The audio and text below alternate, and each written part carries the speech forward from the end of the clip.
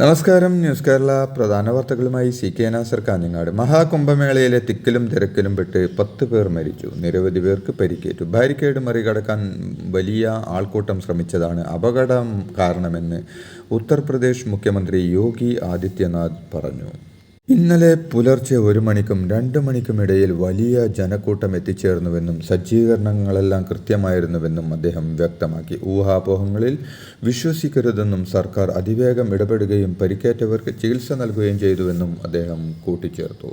കുംഭമേള ദുരന്തത്തിൽ ഉത്തർപ്രദേശ് സർക്കാരിനും കേന്ദ്ര സർക്കാരിനുമെതിരെ രൂക്ഷ വിമർശനവുമായി പ്രതിപക്ഷം. വിഐപികൾക്ക് പിന്നാലെ പോയ യോഗി സർക്കാർ ക്രമീകരണങ്ങൾ ഏർപ്പെടുത്താതെ സാധാരണക്കാരായ തീർത്ഥാടകരുടെ ജീവൻ ബലി കഴിച്ചെന്ന് കോൺഗ്രസ്, ആദ്മി പാർട്ടി, സമാജ്വാദി പാർട്ടി തുടങ്ങിയ കക്ഷികൾ കുറ്റപ്പെടുത്തി.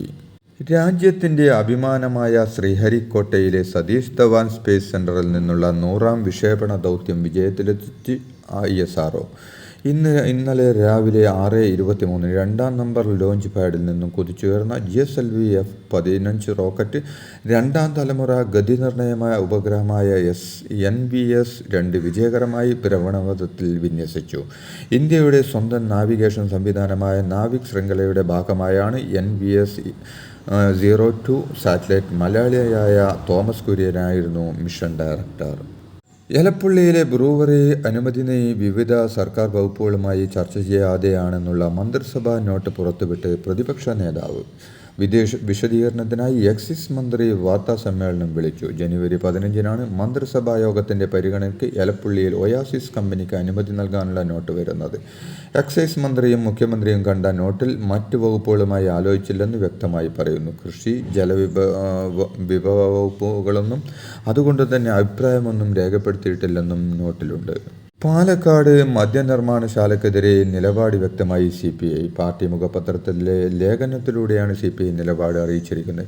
വിഷയം കൃഷിക്കാരിലും കർഷക തൊഴിലാളികളിലും ആശങ്ക ഉണ്ടാക്കിയെന്ന് ലേഖനത്തിൽ വിമർശിക്കുന്നു. പാർട്ടി ദേശീയ കൗൺസിൽ അംഗം സത്യൻ മൊകേരിയുടേതാണ് ലേഖനം. വെള്ളം മദ്യനിർമ്മാണ കമ്പനിക്ക് വിട്ടു നൽകിയാൽ നെൽകൃഷി ഇല്ലാതാകും. സംസ്ഥാന താൽപര്യത്തിന് നിരക്കാത്ത പദ്ധതിയിൽ നിന്ന് സർക്കാർ പിന്മാറണമെന്നാണ് ലേഖനത്തിലെ ആവശ്യം. സംസ്ഥാനങ്ങളുടെ ധനസ്ഥിതി താരതമ്യപ്പെടുത്തി നീതി ആയോഗ് നടത്തിയ റാങ്കിങ്ങിൽ 2022-23 പ്രകടനത്തിൽ അടിസ്ഥാനത്തിൽ കേരളത്തിന് 18-ൽ 15ാം സ്ഥാനമെന്ന് റിപ്പോർട്ടുകൾ. വരുമാനം മെച്ചപ്പെടുത്താനായെങ്കിലും ചെലവുകൾ ഗുണപരമല്ലെന്നും ബാധ്യതകൾ കൂടുതലാണെന്നുമാണ് നീതി ആയോഗിൻ്റെ വിലയിരുത്തൽ. 2014-15 മുതൽ 16ാം റാങ്കിലായിരുന്ന കേരളം ഒരു സ്ഥാനം മുന്നിലായെങ്കിലും സംസ്ഥാനങ്ങളെ 4 വിഭാഗങ്ങളായി വേർതിരിക്കുമ്പോൾ ഏറ്റവും പിന്നിലുള്ള ആസ്പിരേഷണൽ വിഭാഗത്തിലാണ് ഇപ്പോഴുമുള്ളത്. ഒഡീഷ, ഛത്തീസ്ഗഡ്, ഗോവ, ജാർഖണ്ഡ്, ഗുജറാത്ത് എന്നീ സംസ്ഥാനങ്ങളാണ് മുന്നിൽ.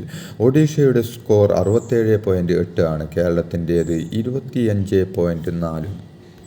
പാലക്കാട് ബ്രൂവറി വിവാദത്തിൽ പ്രതിപക്ഷ നേതാവ് VD സതീശൻ അതീവ രഹസ്യമെന്ന് പറഞ്ഞ് പുറത്തുവിട്ട ക്യാബിനറ്റ് നോട്ട് 13 ദിവസം മുമ്പ് ഗവൺമെൻറ് വെബ്സൈറ്റിൽ പ്രസിദ്ധീകരിച്ചതാണെന്ന് എക്സൈസ് വകുപ്പ് മന്ത്രി MB രാജേഷ്. അതിന് ഒരു രഹസ്യവും സ്വഭാവവും ഇല്ലെന്നും കള്ളത്തരം പൊളിഞ്ഞാലെങ്കിലും പ്രതിപക്ഷ നേതാവിന് അല്പം ജാള്യതയൊന്നും അപവാദവും ഭയന്ന് പദ്ധതിയിൽ നിന്ന് പിന്നോട്ട് പോവില്ലെന്നും മന്ത്രി തിരുവനന്തപുരത്ത് വിളിച്ചു ചേർത്ത വാർത്താ സമ്മേളനത്തിൽ പറഞ്ഞു.